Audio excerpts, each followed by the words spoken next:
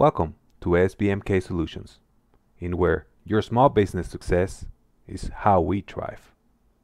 We're here to help you with website creation and development, digital marketing, and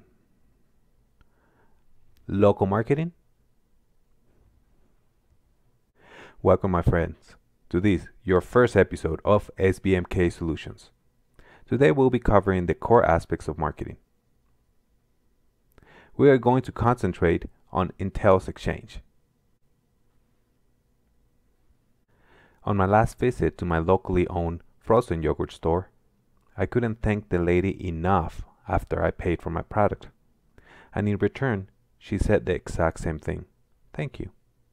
I think this is an example of a mutually beneficial exchange. You see, the lady at the stores values my money more than I value it.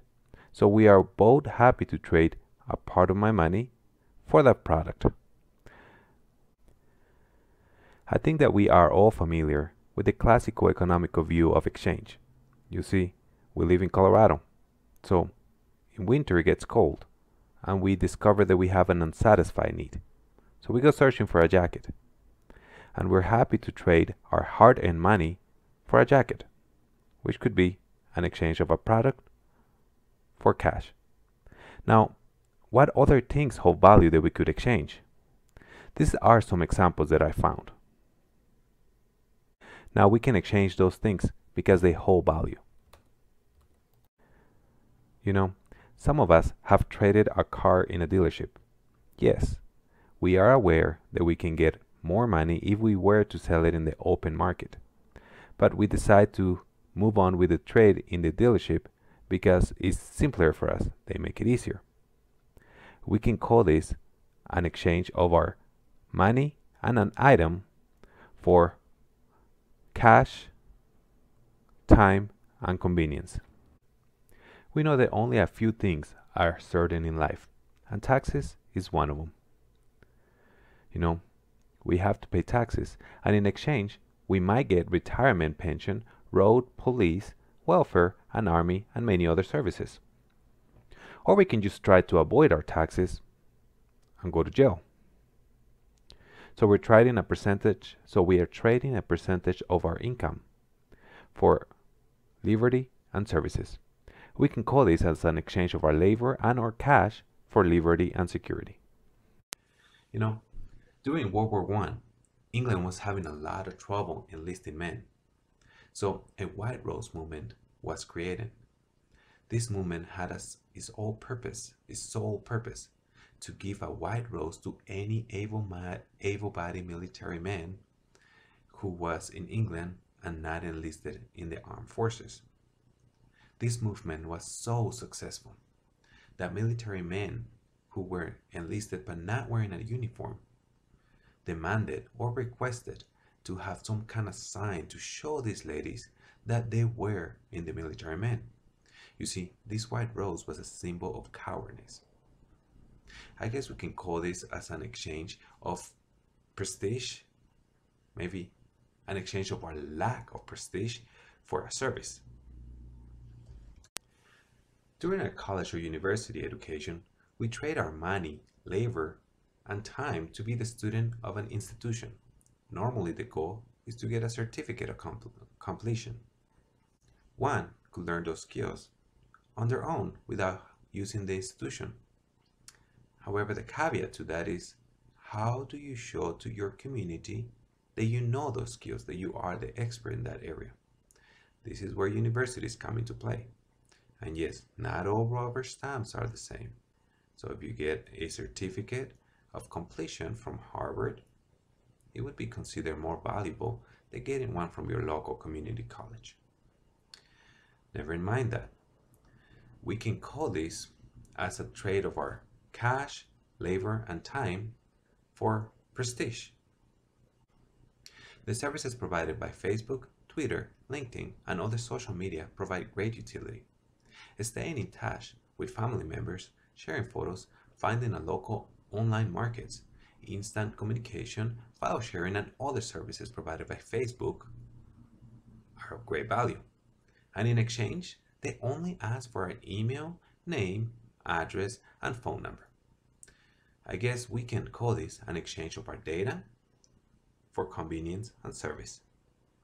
Another layer of Facebook services is the relationship it has with its businesses. Facebook provides its products, information created by us, to businesses. The information created by us during our signing process, the information created by our interactions in Facebook, our search history, communication style, locations, plus any other information created in Facebook is valuable. Anyone looking to expand its understanding of the community can find this information useful and will exchange with Facebook for the information. Normally, this exchange takes place as an exchange of Facebook's information for cash. Google became the biggest search engine in the world by providing fast, relevant searches. They provide this service, and in return they only asked us to use their service. Some people claim that Google owns the web. It's not as far-fetched of an idea as you might think. I argue that whoever controls the patterns of information and the indexes there are in the web has at the very least some control over it.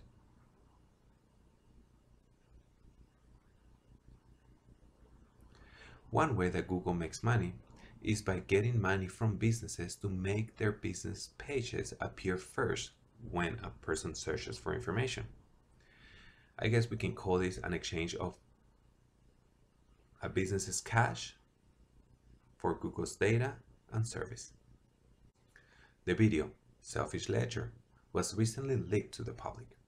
According to a Fortune article, the video was created by the ex-design chief at Google, Nick Foster, to encourage out-of-the-box thinking from Google's employees.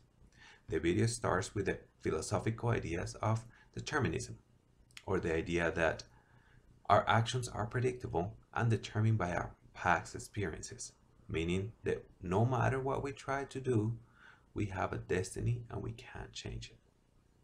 Or free will, the idea that we are free regardless of our previous experiences. In other words, we can do whatever we want and have no predetermined destiny. The video concentrates on determinism and creates a parallel between a ledger and a human. By creating this parallel, it emphasizes how a human, just like a ledger, will generate a specific predictable response. So, by controlling what information we find in our searches in Google, a predictable action will follow. If determinism is right, we can call this an exchange of our time and free will for convenience and data. So in conclusion, there is not such a thing as a free lunch, because we are always giving something in exchange. We just need to be aware of what it is. Can you think of an example of an exchange? If you do, leave it down in the notes. Well, thank you so much for watching another episode of SBMK Solution, in where your success is how we thrive. Let us know if you need any help with any of your small business marketing needs. And we'll see you next time.